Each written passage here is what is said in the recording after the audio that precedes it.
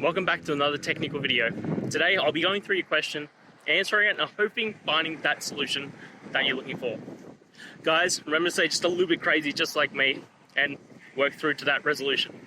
Now let's continue on.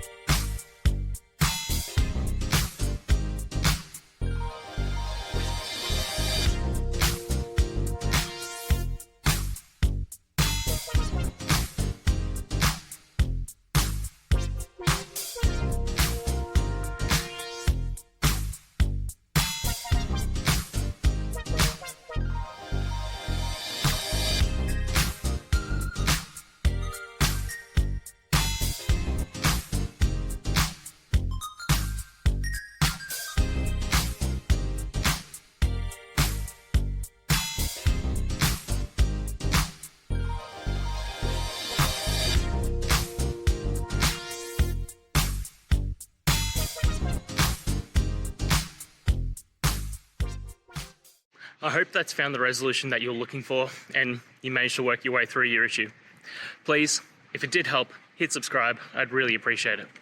And until the next technical time you need help, have a good one.